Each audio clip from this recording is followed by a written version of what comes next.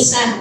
Kasi nakasama na po natin siya before. Maliliit pa sila, parang sina Chloe, parang po sina Kambal. Ganun po sila umatin po dito. Tapos ngayon ay sila po ay bumabalik. Ayan, sina Ivo, at saka I forgot your name. DJ po. Si DJ, yun.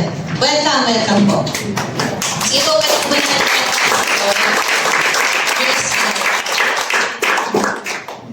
Ngayong umaga po ito, or before po ito, mga nakaraang araw, nagkaroon po ba kayo ng pagtatanong sa sarili po ninyo na bakit hindi natin fully maranasan yung mga bagay na inihandang magandang bagay ng Panginoon? Marami po tayong mga pinag-uusapan dito po sa mga mensahe ng Panginoon na may nakahandang magandang bagay ang Panginoon sa buhay natin. May mga nakahandang matitinding pagkilos na sinasabi ng Panginoon sa salita niya, may gagawin akong matindi sa buhay mo. Yan yung mga sinasabi ng Panginoon, katotohanan ng Panginoon yun, at alam natin yun. Pero napatanong po ba tayo, bakit hindi natin fully maranasan yun? Kahit tinanggap mo naman na si Kristo bilang Diyos sa tagapagligtas ng buhay mo, pero yung fulfillment, yung fullness ng plan ng Panginoon, hindi natin maranasan. Napatanong na po ba tayo doon? No? Ang pangako po ng Diyos sa atin is a life to the full.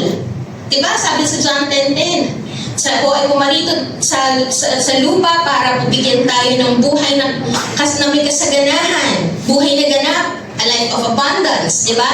And ito pong life of abundance na to, ito pong life to the full na to, is yung buhay na nagtatagumpay sa kasalanan, pero nagtataka ka, nagiging paulit-ulit sa kasalanan. Karoon po ba tayo ng pagtatanong, Lord, ito naman yung life na gusto mo yung nagtatagumpay ako sa kasalanan, yung may kapangyarihan na binigyan mo kami ng kapangyarihan na magtagumpay sa kasalanan, pero bakit ako umuulit? Gusto mo naman na bitawan yung kasalanan na alam mong hindi tama sa harapan ng Diyos, pero nauulit mong gawin. Nagkakaroon po ba tayo ng ganoong pangyayari sa buhay? At parang ang tingin mo, there's no progress in your transformation. There's no, parang nahinto, na-stuck ka doon sa pagbabago na gusto ng Panginoon sa iyo of becoming more like Christ. Ang pangako po ng Diyos is life of abundance. Yung abundant peace, abundant joy, that's the promise of the Lord. Tama po ba? Yun po yung pangako ng Panginoon, abundant peace, abundant joy, peace that transcends all understanding, unspeakable joy, yung fullness of joy, pero you still feel stuck with worries and anxieties.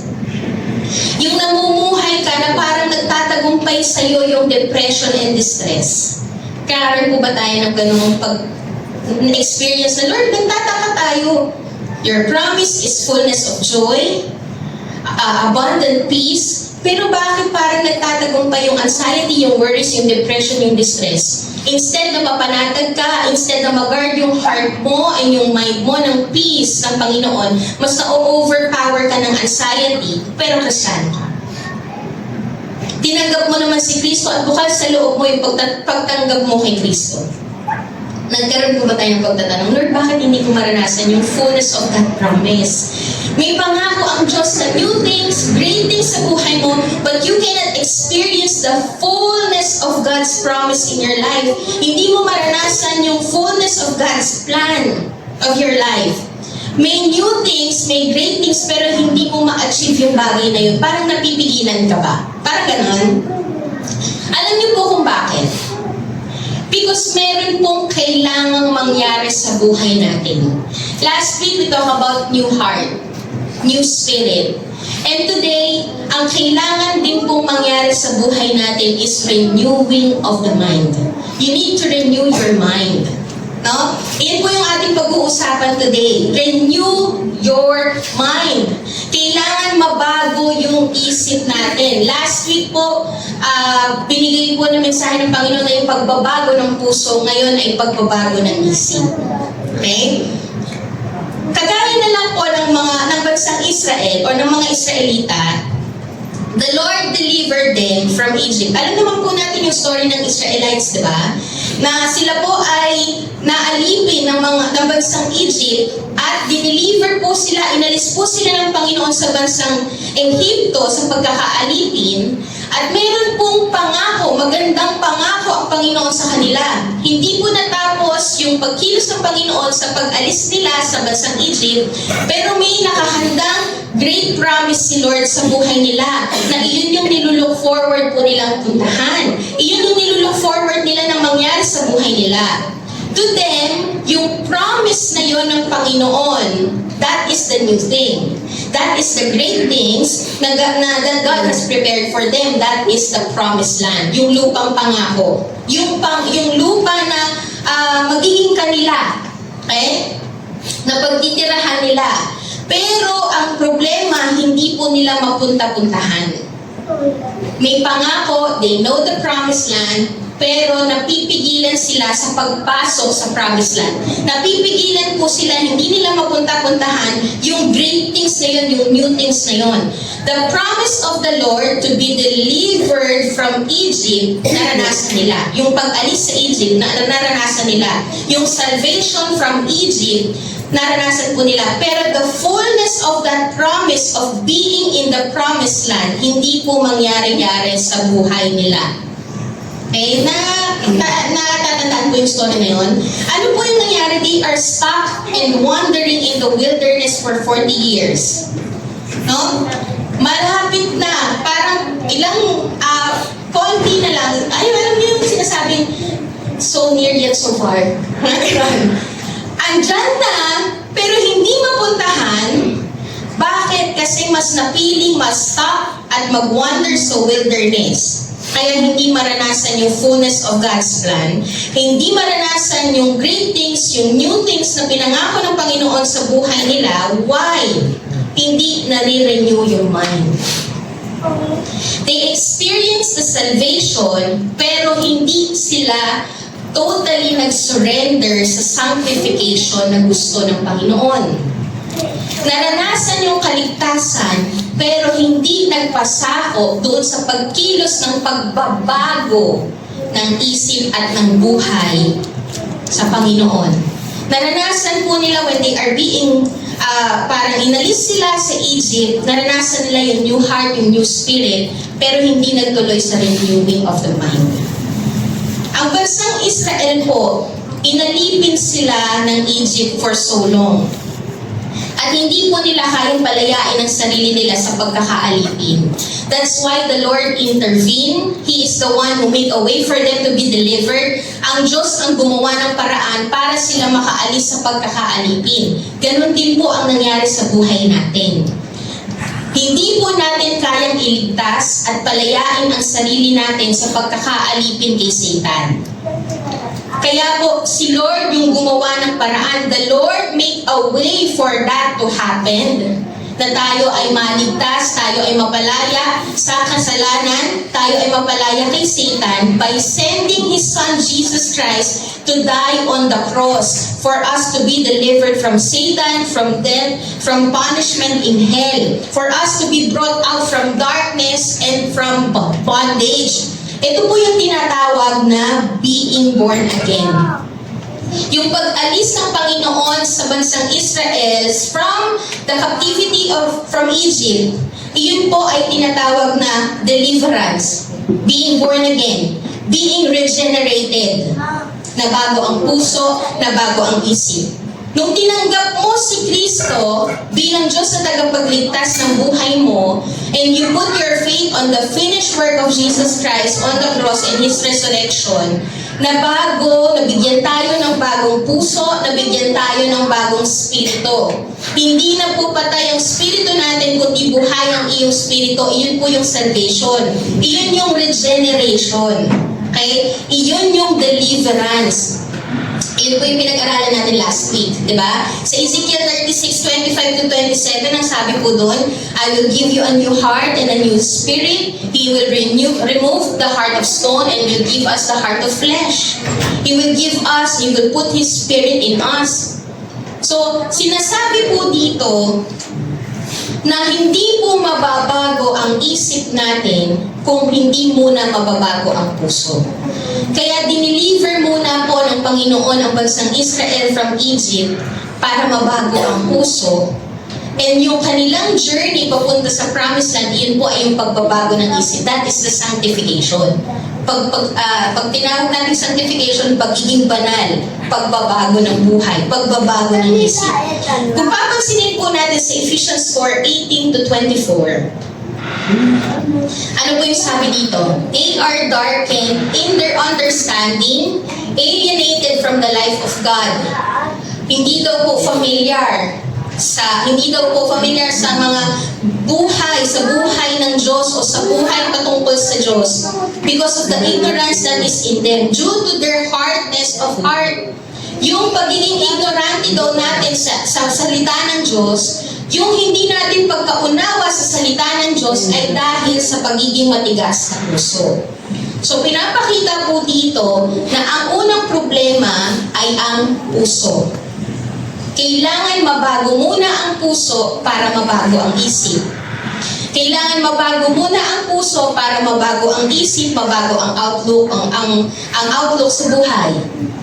Ang perspective para mabuksan ang iyong mga mata patungkol sa katotohanan sa Diyos. Ang sabi din po dito, they have become callous and have given themselves up to sensuality, greedy to practice every kind of impurity. Kung mapapansin po natin dito, pag hindi bago ang puso, hindi mabago ang isip. Pangit ang tumatakbo sa isip, darkened in their understanding, kundi familiar sa buhay, kundi familiar sa kamatayan, ignorante patungkol sa Diyos. Kaya ang nangyayari, ang lumalabas sa buhay ay, ano po yung lumalabas sa buhay? Sensuality, greedy, impurity. So, yung mga behavior po pala natin, ang dahilan po pala niyan ay hindi nababago ang isip. At kaya hindi nababago ang isip, hindi nababago ang puso. That's why pinag-usapan po natin last week, you need to have a new heart. For the renewal of the mind to happen, our hearts must be changed from heart of stone to heart of flesh. Ang sabi po dito sa 23, ano po yung sabi sa 23, next slide? And to be renewed in the spirit of your mind. Yun po yung sinasabi dito. Para mabago, kailangan mabago yung spirit of your mind. Mamaya po mas pag-uusapan natin yan. Sa Titus 3:3-5, ano po yung sabi po dito? Ano yung dapat na mangyari sa buhay natin? For us to experience the fullness of God's plan, for us to experience the fullness of the life that God has promised sa buhay natin. Sabi po sa Titus 3:3-5, for we ourselves were once foolish, disobedient, led astray, slaves to various passions and pleasures, passing our days in malice and envy, hated by others and hating one another. But when the goodness and loving kindness of our God, our Savior, appeared, He saved us not because of our works done by us in righteousness, but according to His own mercy by the washing of regeneration and renewal of the Holy Spirit. Kailangan ang mangyari sa buhay natin is regeneration. At hindi po matatapos sa regeneration, kundi dapat magpatuloy sa renewal. Kaya naiintindihan? Yung regeneration po is yung pagbabago ng puso. Si Lord ang nag-initiate. Si Lord ang gumawa. Niligtas ka niya sa pamamagitan ng ginawa niya sa krus ng Kalbaryo. Pag ikaw ay nanampalataya sa Kanya bilang Diyos sa tagapagligtas ng iyong buhay, mararanasan mo yung regeneration. Pero hindi po natatapos sa regeneration, kailangan ma-renew yung isip. Okay? Kaya nalilimitahan kasi hindi natutuloy sa renewal of the mind. Hindi lang po salvation, pero dapat magtuloy sa sanctification. Hindi lang po deliverance, pero dapat magpatuloy sa disiplina. Okay? Naintindihan po, hindi po dapat natatapos sa deliverance lang, sa salvation lang, o sa regeneration lang. Kailangan magpatuloy sa renewal of the mind. Pag hindi mangyari ang katuparan ng buong pangako ng Panginoon, buong plano ng Panginoon sa buhay natin, kasi dapat magtuloy sa renewal of the mind, dapat magtuloy sa sanctification, dapat may disiplina. If the Holy Spirit kung titignan po natin dito, ang banal na spirito po ang gumagawa for the renewal of the mind. Sabi dito, renewal of the Holy Spirit. Ang trabaho po ng banal na Espiritu is i-renew yung mind natin. I-purify yung buhay natin. Baguhin yung buhay natin. Pero ang trabaho po natin is to surrender. Okay?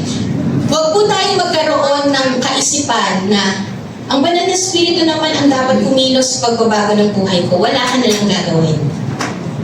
Meron pong parte ang tao sa mangyayaring pagbabago sa buhay niya. Ano yung parte ng trabaho o trabaho ng tao? Ang trabaho po ng tao is to submit to the work of the Holy Spirit. To submit doon sa work of the renewal na ginagawa ng banal na Espiritu. The work of the Holy Spirit is sanctification. Siya yung kumikilos para mabago ang buhay natin. Pero ang trabaho natin is isuko mo ang buhay mo. I-surrender mo ang buhay mo sa Panginoon. Kung nagre-resist tayo, hindi mangyayari ang pagbabago. Okay? Naintindihan po? Kahit gusto ng banal na Espiritu na baguhin ka, kung hindi ka naman tunay na sumusuko at hindi mo tunay na binasasakop ang buhay mo sa Panginoon, hindi mangyayari ang pagbabago na nais niya para sa iyo. Naintindihan po? At kapag ka po na-renew yung mind natin, ang mga tao na na-renew ang mind, magsasubmit po sila sa pagkilos ng banal na Espiritu. Iyan po ang tendency ng mga tao na na-renew ang mind.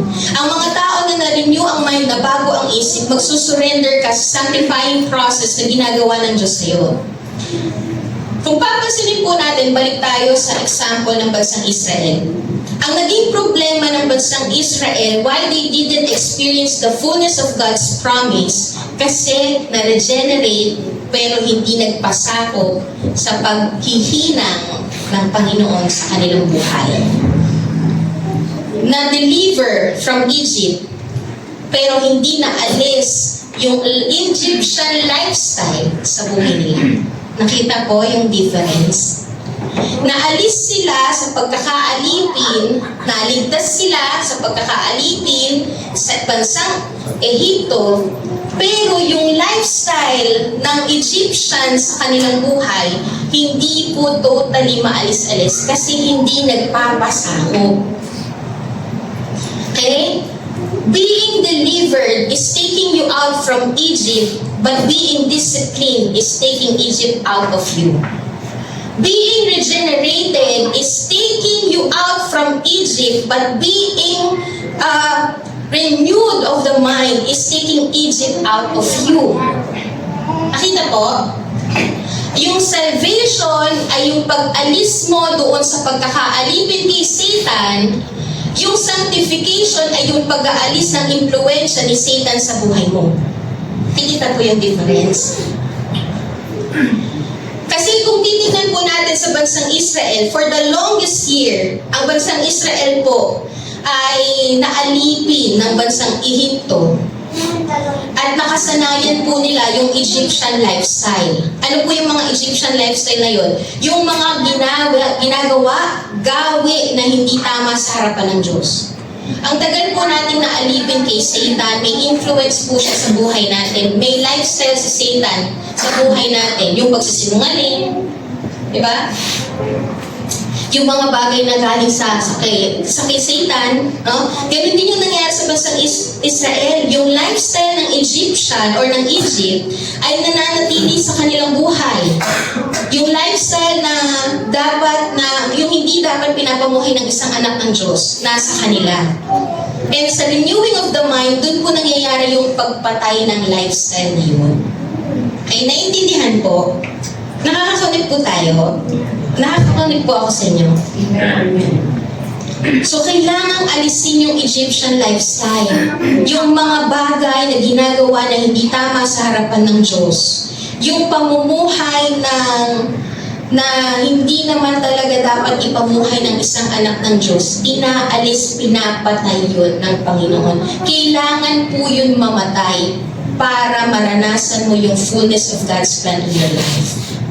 Sabi po sa Romans 12:2, balik po tayo sa Romans 12:2, sabi dito, do not be conformed to this world. Huwag kang aayon sa lifestyle ng mundo. Gustong alisin ng Lord yung lifestyle ng mundo sa buhay mo. Kaya hinihinang kanya, binabago kanya. Sabi ng Panginoon, kailangan ma-transform ka, mabago ang buhay mo sa pamamagitan ng pagbabago ng isip. Okay? Sabi po dito sa Romans 12:2, para hindi ka mag-conform o para hindi ka umayon sa lifestyle ng mundo, kundi ang buhay mo ay mabago ayon sa kung ano ang nais ng Panginoon, kailangan munang mabago ang isip. And again, hindi po mababago ang isip kung hindi muna nabago ang puso. Salvation is taking you out from Egypt. Sanctification is taking Egypt out of you. The key to a transformed life is a renewed mind. Okay? Renewed mind will take place if you first receive a new heart and a new spirit. Kaya po yun po yung tinapit natin last week. New heart, new spirit, and then today, renewed mind. Why we need to have a renewal of the mind? Bakit nga po ba natin kailangan ma-renew yung isip po natin? I will just give you, or the Lord will just give you two points kung bakit po kailangan ma-renew yung mind. Una po, to know the will of God. Pakisabi po, to know the will of God. Sabi po sa Romans 12:2, sabi po dito, Romans 12:2, do not be conformed to this world, but be transformed by the renewal of your mind, that by testing you may discern what is the will of God. Ang dahilan po kung bakit gustong baguhin ng Panginoon ang ating kaisipan ay para ma-distinguish mo o malaman mo kung ano ang kalooban ng Panginoon sa buhay mo. Okay? Balik po tayo sa example ng bansang Israel. Ang Israel po, nag-wander sila in the wilderness for 40 years. Why? Ano po ang dahilan? Kasi hindi po sila lumakad sa kalooban ng Diyos. Ang dahilan kung bakit hindi sila nakalakad sa kalooban ng Diyos, ignorante sa kalooban ng Diyos. Hindi na bago ang isip. They didn't experience the fullness of God's promise. They let themselves be stuck in the wilderness kasi hindi sumusunod sa kalooban ng Diyos. Kapag ikaw ay hindi sumusunod sa kalooban ng Diyos, mai-stuck ka. Bakit hindi sila sumusunod sa kalooban ng Diyos? Hindi nga kasi na-renew yung mind. When your mind is being renewed, you will know the will of God. Sabi ko dito, pag na-renew yung mind, you will discern what is the will of God. Kapag nabago ang isip, madidiscern mo kung ano nga ba ang will ng Lord. Ganun po yung mangyayari sa buhay natin. If you want to know the will of God, you need your mind to be renewed. Okay? Kapag hindi po na-renew yung mind natin, you will be ignorant to the truth. You will be ignorant sa kung ano ang kalooban ng Diyos. Hindi mo, pag sinabi natin ignorante sa kalooban ng Diyos, hindi mo ma-distinguish kung ano ang galing sa Lord at kung ano ang hindi galing sa Lord. Ganun po yung sinasabi dito. Discerning the will of God. Hindi mo ma-distinguish, hindi mo ma-assess, ito ba ay kalooban ng Diyos o ito ba ay hindi? Ito bang gagawin ko ay kalooban ng Diyos, tama sa harapan ng Diyos? Ito bang gagawin ko ay hindi? Tama sa kaloob, sa mata ng Diyos. Kaya hindi po natin maranasan at marating yung plano ng Diyos sa buhay natin, yung nais na plano ng Diyos sa buhay natin, kasi nga po hindi mo ma-assess kung ano ang kalooban ng Lord. Kaya hindi mo malakaran yung daan patungo doon sa plano ng Diyos kasi hindi mo ma-assess, ito nga ba yung tamang daan? O baka kailangan kong kumaliwa? Hindi mo ma-assess, wala kang idea. Ignorante ka sa katotohanan, ignorante ka sa kalooban ng Diyos. Example din po, bigyan ko po kayo ng isang example. Yung bansang Israel po, sa bansang Israel, nagkaroon po ng pangyayari sa buhay nila na si Moses po, nagpadala po siya ng 12 spies. Sino po yung nabasa na yung story na yun? Na nagpadala po si Moses ng 12 spies o spiya doon sa bansang Canaan, which is the promised land. nasasakupin po nila para ma-assess kung ano yung nangyayari doon sa lupa na yon, doon sa lugar na yon. Okay?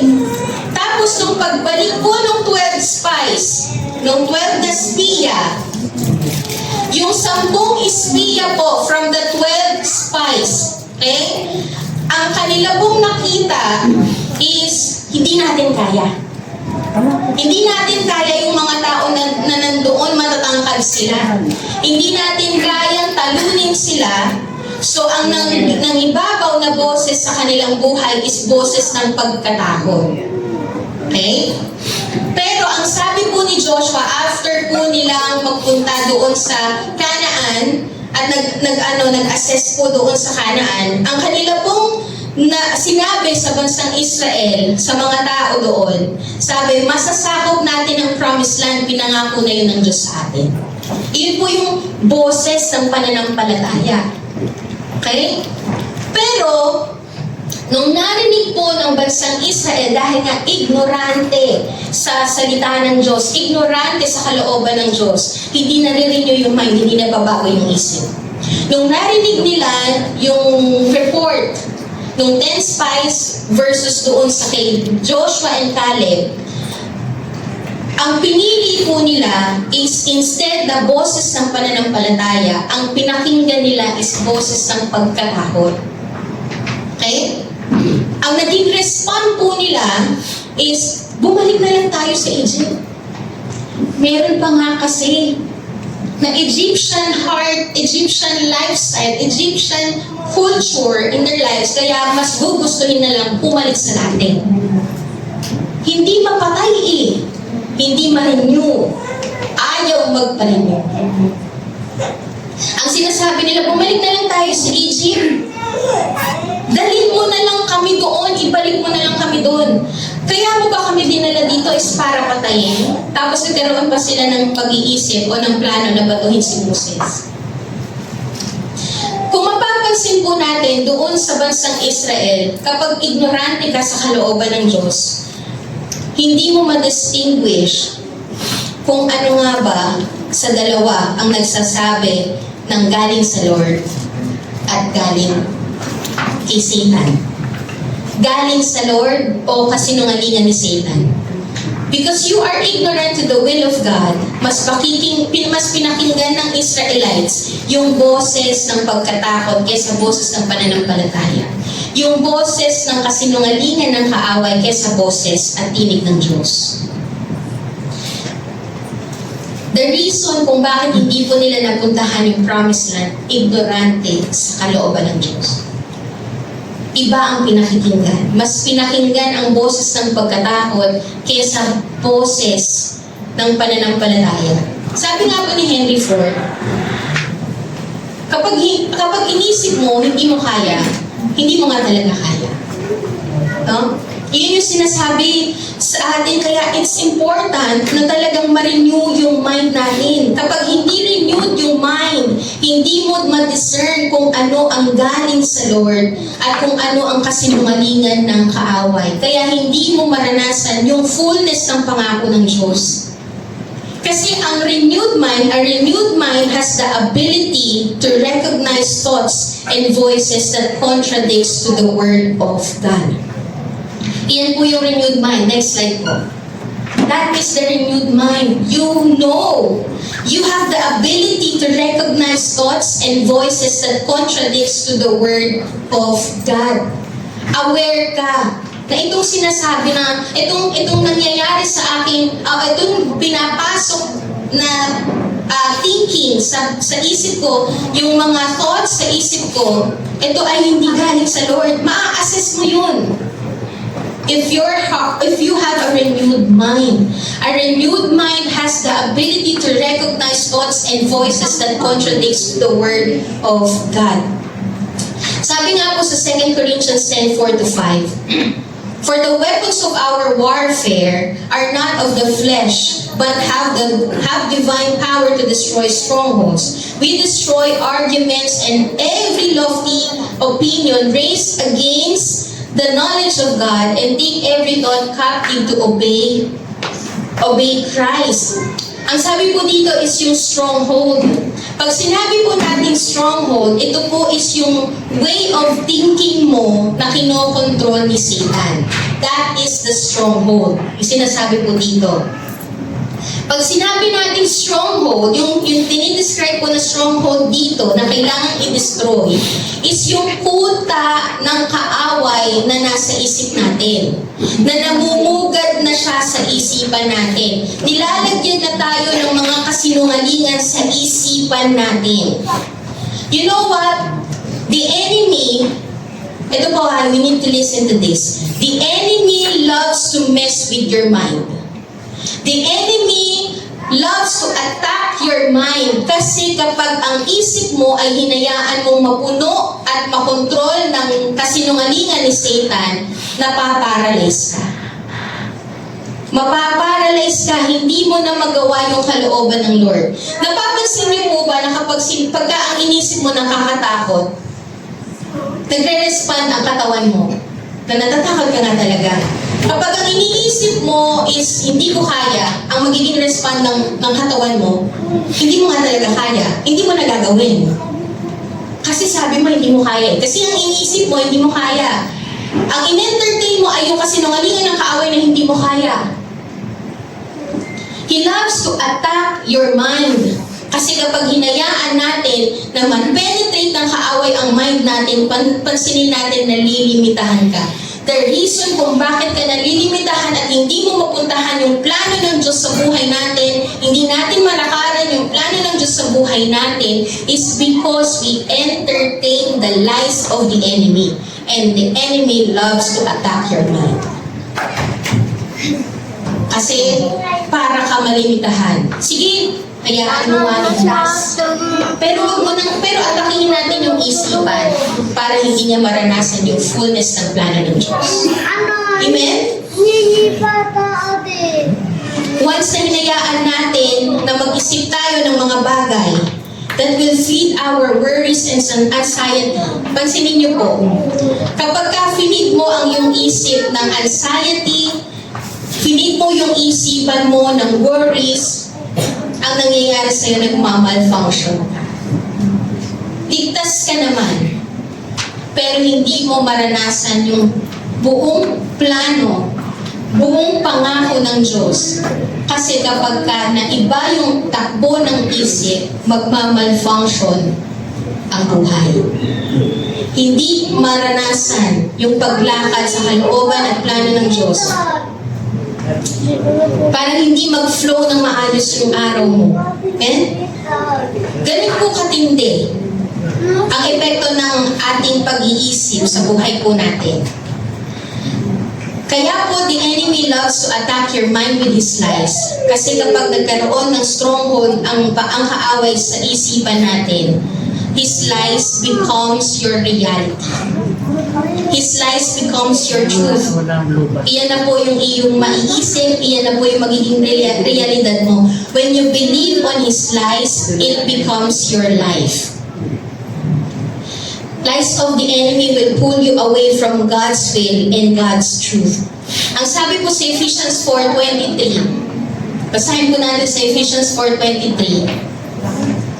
Sabi po dito, be renewed in the spirit of your minds. Okay? Be renewed in the spirit of your mind. Sinasabi po dito na yung mind po natin, ang problema po ay hindi yung mind natin. Ang problema po, sino ang nagko-control ng mind mo? Okay? Sino ang nagko-control ng mind mo? There is someone who controls the mind. Meron pong nagko-control. Kaya nga po sinabi sa Ephesians 1:15. Ang sabi po sa, hindi ko pa nailagay dyan. Sabi po doon, give your spirit of wisdom, may the Father of, sabi po dito, that the God of our Lord Jesus Christ, the Father of glory, may give you the spirit of wisdom and of revelation in the knowledge of Him. May nagko-control po sa isipan natin. Ang isip po natin ang problema po ay hindi yung isip natin. Ang issue, sino ang inaalaw mo mag-control ng isip mo. Inaalaw mo bang mag-control ng isip mo is the devil, is the enemy? Na ang pinifeed mo sa isipan mo ay lies? When the enemy is the one who's controlling your mind, ang magiging bunga po niyan is death, bondage, ignorance, confusion. Pero kapag ka ang banal na spirito po ang nagkokontrol ng isip natin, it gives life, freedom, wisdom, understanding, and peace. Kapag ka bondage, kapag nakukulong ka, kapag nagiging ignorante ka, kapag confusion ang nangyayari sa'yo, kapag parang walang buhay sa naiisip mo, galing yun sa kaaway. The question is, saan mo sineset yung mind mo? Ano yung finifeed mo sa mind mo?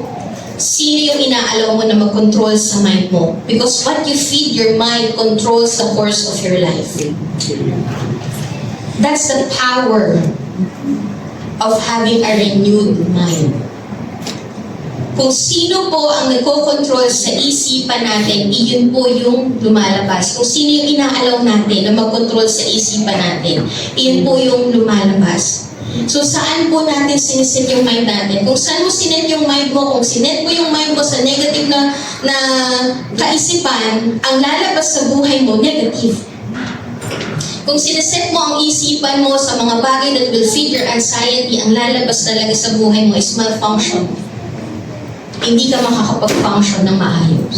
Kapag ang sinet natin ang isipan natin sa mga bagay na hindi galing sa Lord, ang lalabas talaga dyan ay hindi galing sa Lord. Yung mga bagay na hindi galing sa Lord. Are you submitting your mind to the Holy Spirit? Or are you letting your mind be filled with the lies of the enemy? Kung hindi po, tandaan po natin, kung hindi truth ni Lord ang magkocontrol sa isip mo, lies ni Satan ang magkocontrol sa isip mo. And the lies of the enemy will become your truth and your reality. Ganyan po yung mangyayari sa ating buhay. Kaya it's so important for your mind to be renewed, for our mind to be renewed. Kasi kapag hinayaan mo mamugad ang kasinungalingan ng kaaway, iyon yung magiging realidad ng buhay mo. Sabi nga po sa 2 Corinthians 4:5, you need to take every thought captive to obey Christ. We need to resist the negative thoughts. We need to resist the lies of the enemy, the strongholds of the enemy. Sa paanong paraan? By surrendering our thoughts to the Word of God. Huwag mong hayaan na ma-feed ang iyong isipan ng kasinungalingan ng kaaway. Ang hayaan mo ay ma-feed yung iyong isipan ng salita ng Diyos. For you to resist the lies of the enemy, for you to take captive every thought, every stronghold, for you to destroy the strongholds in your mind, you need to surrender your thoughts to the Word of God. You need to fill it with the Word of God. Amen po ba? Amen. Sabi po sa James 4:7, submit yourselves therefore to God, resist the devil and he will flee from you. Hindi po pag-resist agad ang nangyayari sa buhay natin. Ang kailangan po munang mangyari for us to have the power to resist the devil is what? To submit yourselves therefore to God. Amen? The key to resist is to submit yourself to the Lord. Amen po ba? Yan po yung susi. The power to resist the enemy comes from submitting to the will of the Father. Iyon po yung dapat na mangyari sa buhay natin. Para magkaroon ng kapangyarihan ka to resist the lies of the enemy, to destroy the stronghold, kailangan mong isubmit ang iyong isipan sa salita ng Diyos, sa kalooban ng Diyos. We will have the power to resist the enemy if we let ourselves be fully surrendered to the Lord. Iyan po yung dapat na mangyari sa buhay natin. That's how powerful your mind. It affects your life. Pag hindi mo kaya, hindi mo nga talaga kaya. Pag isip ka ng negative, ang lalabas talaga negative. That's why it is important to renew your mind. Amen po ba? Sabi, pangalawa po, second is to be a living sacrifice. Bakit po natin kailangan ma-renew yung mind natin? For us to be a living sacrifice. Sabi po sa Romans 12:1-2, I appeal to you therefore, brothers, by the mercies of God, to present your bodies as a living sacrifice, holy and acceptable to God. Sabi po dito, ang nais po daw ng Panginoon sa ating buhay is for us to be a living sacrifice. Yung buhay na banal at kalugod-lugod, katanggap-tanggap sa Diyos. Pero mangyayari po yun kung hindi tayo nagko-conform to this world. Kung hindi tayo aayon sa takbo ng mundo, kundi tayo ay mababago ang ating buhay sa pamamagitan ng ano? Paano mababago ang buhay natin? Sa pamamagitan ng renewal of the mind. Para po daw tayo maging living sacrifice, ang kailangan po natin is huwag aayon sa takbo ng mundo, kundi mabago sa pamamagitan ng pagbabago ng isip. There is a pattern. Meron pong pattern na sinasabi po dito sa Romans 1-2. Ang pattern po dito is new heart, new mind, new life.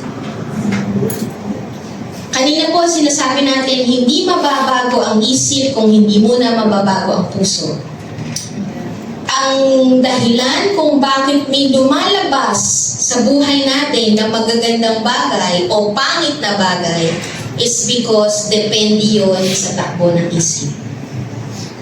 So, kailangan po muna mabago ang puso para mabago ang isip, para mabago ang buhay. From the inside out. Nakikita po yung pattern? Para maging living sacrifice, ang kailangan mabago ang isip, kasi pag nabago ang isip, hindi magko-conform sa mundo, kundi matatransform. Okay? Nakita mo yung pattern? What you think, determine how you live. How you live is based on how you think.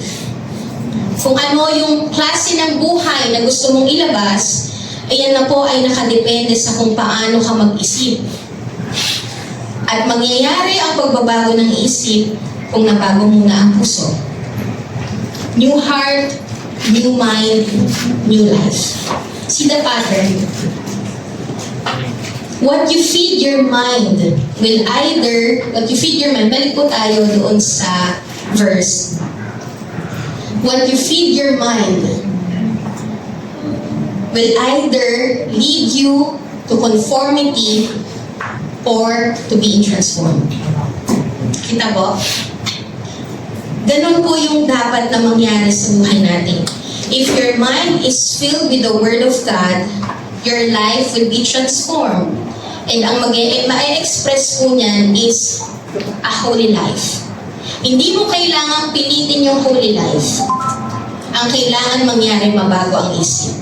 Kasi kung saan lalabas yung holy life. Kita po yung pattern?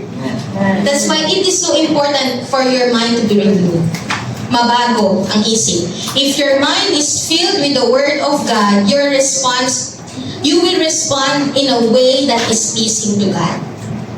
Yan po yung mangyayari sa buhay natin.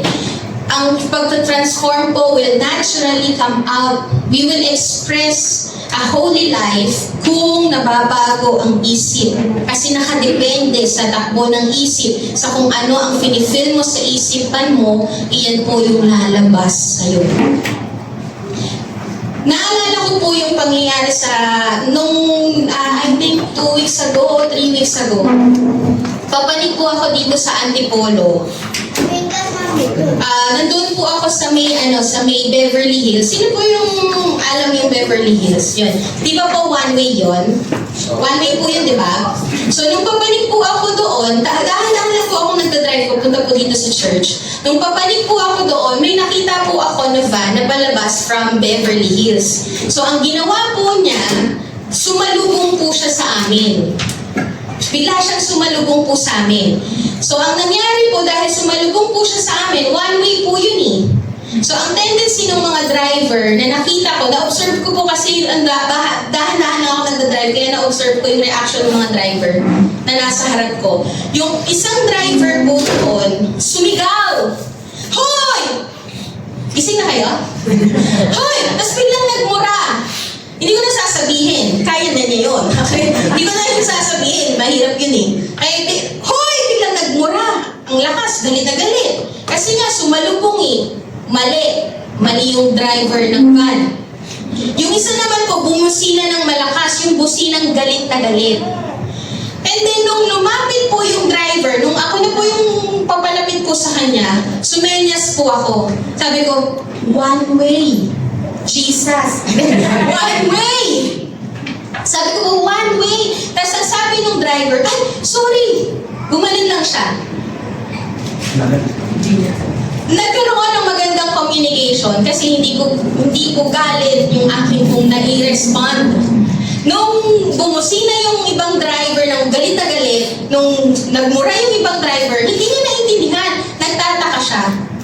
Titingin siya, nagtataka siya. Bakit gumagana yung mga ibang driver? Nung sumenyos na po ako, one way. Gumanon ako. Bigla siyang napahinto. Ay, hindi siya napahinto eh. Dire-diretso pa rin siya. Bigla siyang alimpungatan na, ay, sorry, mali pala ako. Okay? Alam niyo po yung difference ng taong filled from the Holy Spirit at filled ng Word ni Lord over doon sa filled ng mundo. Puno ng mundo. If your mind, ito po yung connection ng ating pinag-uusapan. If your mind is filled with the Word of God that brings peace to your heart and to your mind, you will respond in a way that promotes peace and not anger. Hindi po na your behavior ay nakabase sa kung ano ang pinupuno mo sa isipan mo. Kung ang isipan po natin ay napupuno ng salita ng Diyos na nagbibigay ng kapayapaan sa ating buhay, ang ilalabas na behavior natin is a peaceful behavior, not anger. Nakikita po? So the transformation of a Christian is changing how you think first before changing how you act. Automatic na mababago ang iyong pagkilos, ang iyong behavior if nababago ang isipan. What you fill your mind will be released in your life. Nakuha po yung gustong iparating ng Panginoon sa atin. Amen. Ang problema po kasi sa atin, ang dinidil natin, outward behavior. Galit ka, bigyan kita ng method para magkaroon ng anger management. Outward behavior ang dinidil. Si Lord ang dinidil what's inside. Kasi kapag na-deal kung ano ang nasa puso, ano ang nasa isip, automatic lalabas. Nakakuha po? Sometimes ang problema, we deal things on the outside. Nakakalimutan natin the importance of dealing it on the inside. Okay? That's why it's important for your mind to be renewed. It's important for your heart to be changed. Sabi po sa Philippians 4:8, finally, brothers, whatever is true, whatever is honorable, whatever is just, whatever is pure, whatever is lovely, whatever is commendable, if there is any excellence, if there is anything worthy of praise, think about these things. Ang ipuno po natin ang isipan natin ay yung mga bagay na galing sa Diyos. The way we think determines how we live. So fill your mind with the Word of God. Set your mind on the things that is found in the kingdom. Know and stand who you are in Christ. Baguhin po natin ang ating isipan sa pamamagitan ng pagpupuno nito ng mga salita ng Diyos at yung mga bagay na galing sa kingdom ni Lord. Yung true, honorable, just, pure, lovely, commendable, excellent, worthy of praise. Yan po ay hindi galing sa kaaway, yan ay galing sa Lord. So ipuno mo yung isipan mo ng mga bagay na galing sa Lord para lumabas sa buhay mo yung galing sa Lord. Amen po ba? Alam niyo po, hindi lamang po pagpupuno ang isipan natin ng salita ng Diyos para mamuhay tayo ng ayon sa salita ng Diyos. Kundi you need to know, para pumarin niyo pa yung mind natin, you need to know and stand on who you are. Kailangan alamin mo yung mula sa salita ng Diyos, yung tunay mong identity para maipamuhay mo yung tunay mong identity. Nakukuha ko? For you to experience yung tuloy-tuloy na pagbabago ng nais ng Diyos sa buhay natin. Yung buhay na kalugod-lugod galing sa Panginoon. You need to know who you are. Kasi kapag hindi po natin kilala ang sarili natin o hindi natin kilala o alam ang identity natin sa Panginoong Jesus, kung ano-ano na lang ang iyong ipapamuhay. Pero if you know your identity in Christ and you are standing on that identity, ipapamuhay mo kung ano yung identity mo. Okay? When you fully know and stand on your identity, that will change the outward expression of your life. It will move you to a life that is pleasing to the Lord. Kapag balik po tayo doon sa Romans 12:2, pwede ko po bang tawagin ng worship team? Kapag sinabi po natin conform, pag-ayon sa takbo ng mundo, alam niyo po itong word na conform na to, iniisip natin is yung pag-ayon sa takbo ng mundo. Pero alam niyo po ba na yung sinasabi ng Lord dito sa na-conform is this: you are living a life that you are not designed to live. That is conforming. Yung sinasabi na pag-ayon sa takbo ng mundo, ito po ay yung pinapamuhay mo yung klase ng buhay na hindi naman disenyo ng Diyos sa'yo. Kaya po sinasabi natin that you need to know your identity in Christ. Kasi kapag hindi mo alam yung identity mo sa Panginoon, you will conform automatic sa takbo ng mundo. Automatic po, ipapamuhay mo yung klase ng buhay na hindi naman disenyo ng Diyos sa'yo. Automatic yun. You will conform. I will just share to you my life testimony. And alam ko naman po na naririnig na natin to. Yung buhay ko po before, paulit-ulit po ako sa kasalanan. Having a wrong relationship, entering into a different kind of relationship, same-sex relationship. And then one day po, umattend po ako sa isang camp. Ako po ay leader nun, pero para po akong naging camper kasi dinil ako ni Lord. Before po ako umattend ng camp na yon, ang prayer ko sa Lord, Lord, napapagod na ako kasi paulit-ulit ako sa kasalanan nito. Alam ko namang mali. Paulit-ulit ako, napapagod ako. And then one night, yung guest speaker po namin, ang sabi po niya, mabait ka naman. Sabi ko niya, mabait ka naman, pero nagpapatuloy ka pa din sa maling ginagawa mo kasi hinahayaan mo na dalhin ka ng mga paa mo sa maling lugar. Hinahayaan mo na gamitin mo ang mga kamay mo sa maling bagay. Kapatid, that's not who you are. Hindi ganun ang pagkakalikha sa'yo.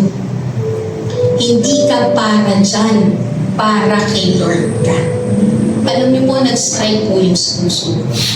When I started to understand that what I am doing ay hindi disenyo ng Diyos sa pagkakalikha sa akin, it cuts to the heart. Yung last week, it cuts to the heart.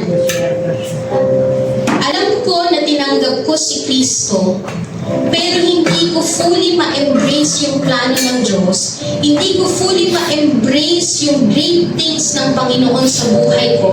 Kasi nga, hindi ignorante ako sa katotohanan ng kung sino talaga ako. When I started to know who I really am in the eyes of God, when I truly know my identity in Christ, ang sabi ng Panginoon sa akin, anak, you are a woman of God. Yun po yung binigay na identity sa akin ng Panginoon eh. You are the daughter of the King. Kasi I am entering into same-sex relationship, so ang nagiging identity ko, confused ako. Pero binasag yun ng Panginoon by telling me who I really am. Nilikha kita na babae. Maganda ka. Amen. Thank you, Lord. Huh?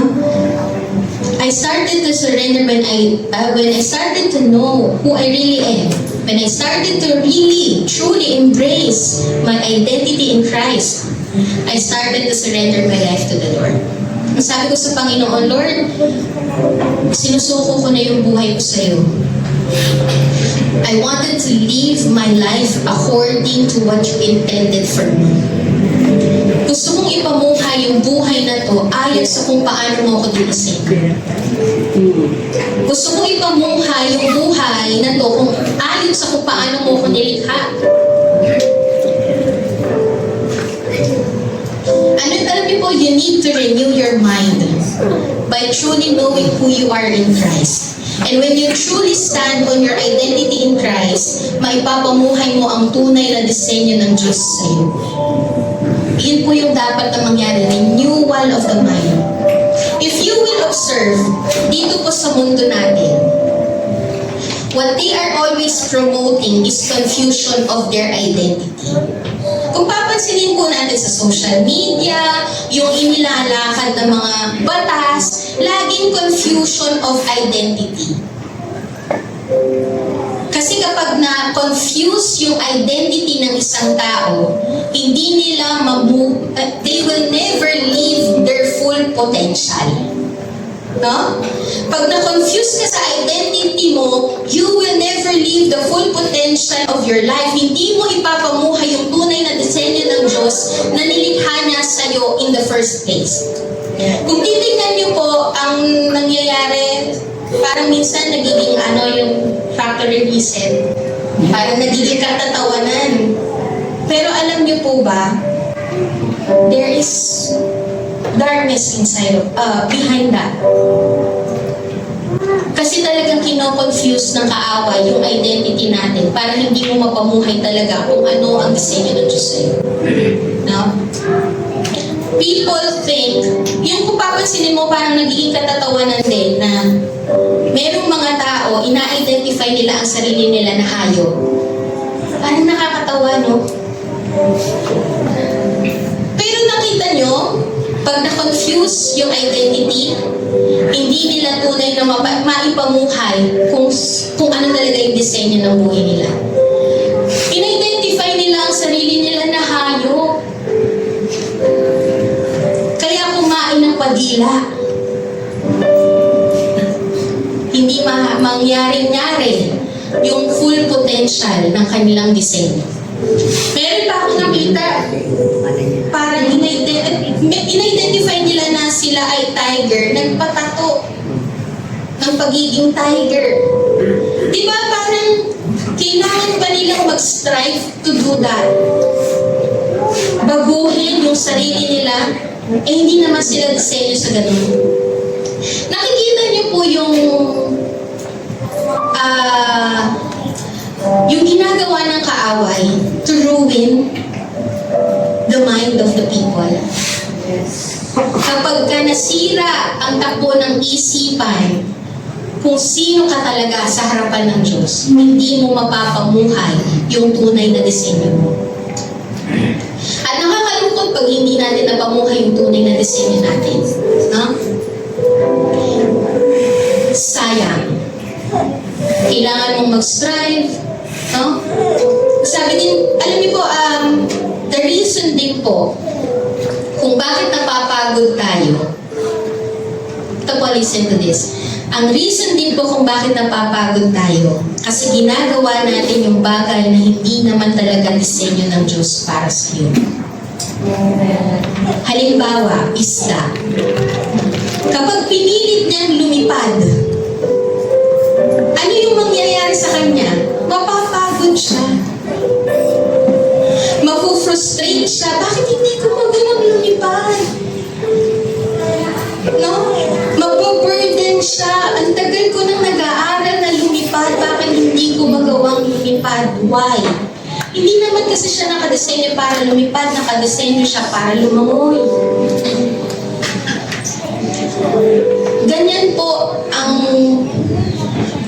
ginagawa ng kaaway para mapigilan ka kung sa tunay na disenyo mo at hindi mo maranasan yung full potential mo, hindi mo maranasan yung fullness of God's plan in your life, hindi mo maranasan yung great things ng Panginoon sa buhay mo kasi nga ginagawa mo yung bagay na hindi ka naman disenyo para gawin mo. Pero kapag naintindihan po nung isda kung sino talaga siya, pag naintindihan niya na ay isa ako, automatic, I will swim. I am intended to act. Na ako ay para sa paglangoy, hindi sa paglipad. No? Kung i-relate ko po yung example natin sa sarili ko, nung panahon po na namuhay ako sa kasalanan, napagod po ako. Nabigatan ako. Alam niyo po kung bakit? Because I am not designed to live in sin. I am designed and created to live in holiness. You need to renew your mind so that you may truly know how to live your life. Ang sinasabi po ng conform, pinapamuhay mo yung buhay na hindi naman disenyo ng Diyos para sa'yo. That's conformity. Yung sinasabi ng transformation ng Panginoon dito is yung ipinapamuhay mo yung tunay na disenyo ng Diyos para sa'yo. Hindi yung nabago lang, kasama po ito, nabago sa pananalita, nabago sa ugali, kasama yon. Pero ang pinakamalaking transformation is yung ipamuhay mo yung tunay na disenyo ng Diyos sa'yo. That's yung tunay, yung kabuuan ng transformation na gusto ng Panginoon na sinasabi dito sa Romans 12. Ang tanong, pinapamuhay po ba natin yung tunay na disenyo ng Diyos sa buhay natin? And alam niyo po, last na po ito, na kwento. Okay pa po ba kayo? Kapag ka po tayo nag-conform, yung pinapamuhay mo yung buhay na hindi naman disenyo ng Diyos sa'yo, at hindi na-transform yung isipan mo, hindi ka lang po pagod. Kagaya ng illustration natin kanina sa isla. Pero nasasayang yung tunay na disenyo ng Diyos para sa'yo. Nasasayang yung potential mo. Nasasayang yung calling mo, nasasayang yung purpose ng Diyos, nasasayang yung plano ng Diyos sa'yo. Isang story po, meron pong isang itlog ng agila. Nasa ano po tayo eh? Sunday school. Yung story natin. May isang itlog po ng agila na nalaglag sa manungkal. Okay? So, dumating po yung panahon na hatch po yung itlog ng agila. Tapos namulat po yung agila na to, yung baby eagle na to, doon sa environment ng mga manok. So, nasanay po siya sa environment ng mga manok, nasanay siya sa gawi ng mga manok, kung ano ang ginagawa ng mga manok. So, ang naging mindset po ng isang agilang to, ng baby eagle na to, habang siya ay lumalaki, isa siyang manok. Kasi doon siya nasanay, doon siya namulat. Ganoon niya tinignan ang kanyang sarili, isa siyang manok. So, ang nangyari po, yung potential ng isang agila na lumipad ng napakataas, hindi po nangyari sa buhay niya. Bakit? May mindset ng pagiging manok. Eh, ang manok mababa ang lipad. Diba? Lumilipad po ba ang manok?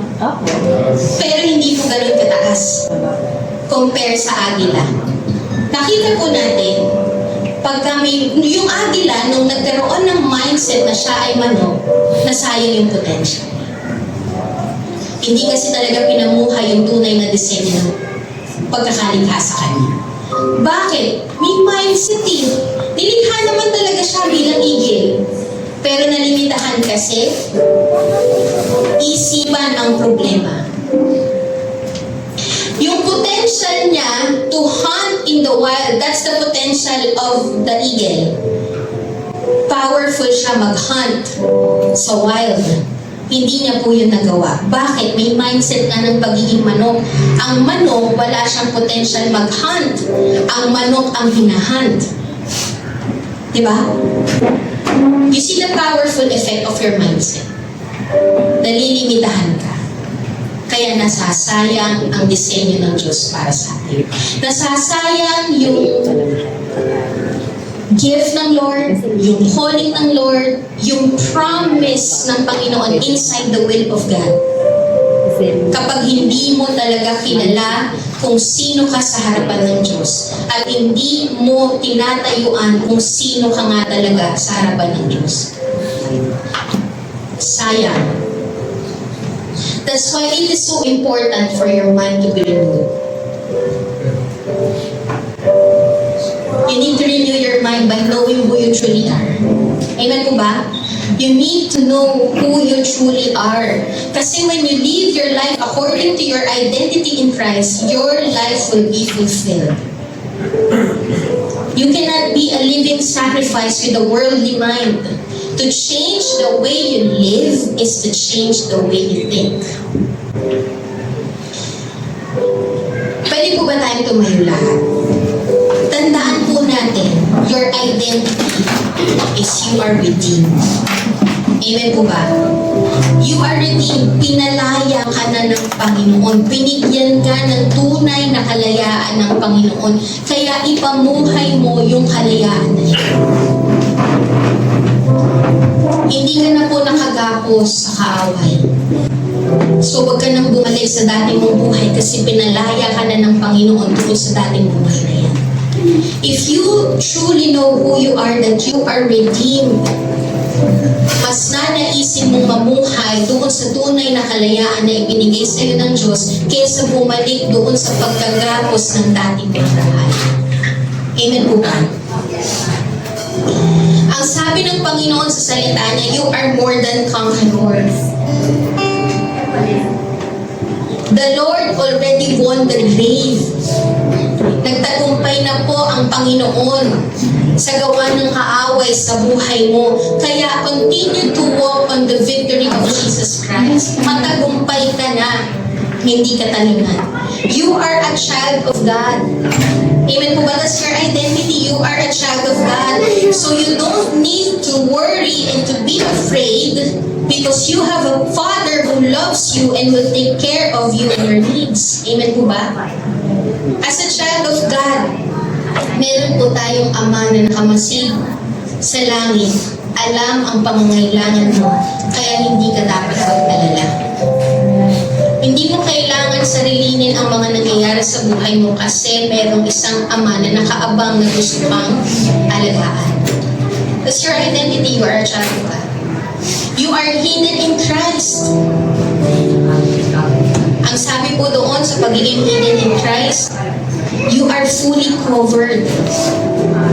So the enemy cannot harm you because you are fully covered. Even though merong mga atake ng kaaway sa buhay mo, your life will not be interrupted, your life will not be disturbed because you are fully covered, hidden in Christ. Sabi ng Panginoon, you are forgiven. Nung humingi ka ng tawad sa Panginoon, hindi mo kailangang i-condemn ang iyong sarili by remembering the past sin. Kasi ang sabi ng Panginoon, pinatawad ka na. Amen po ba? You need to know who you really are, your identity in Christ, para maging tama ang pamumuhay mo. If you fill your mind with godly things, you will express it with godly living. Ilalabas mo yun with godly living. Kaya, today, hayaan natin na ipabago po natin ang ating isipan sa harapan ng Diyos. Kasi kapag hinayaan natin na ang mapuno sa isipan natin ay yung mga kasinungalingan ng kaaway, malilimitahan po tayo. Masasayang, mapapagod ka. Today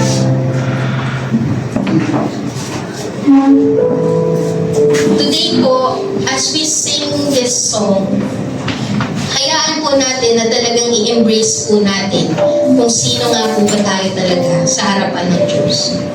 Po natin kung sino nga po ba tayo talaga sa harapan ng Diyos. That we are forgiven, we are made righteous. Ang sabi po ng Panginoon, ang identity mo, you are being made holy, you are being made righteous. So ang buhay mo ay hindi na para sa kasalanan, ang buhay mo ay para kay Lord. Amen po ba? Ang buhay mo ay hindi para mamuhay sa kasalanan, ang buhay mo ay yung buhay na binago ng Panginoon, transformed life, buhay na may kabanalan. Amen po ba?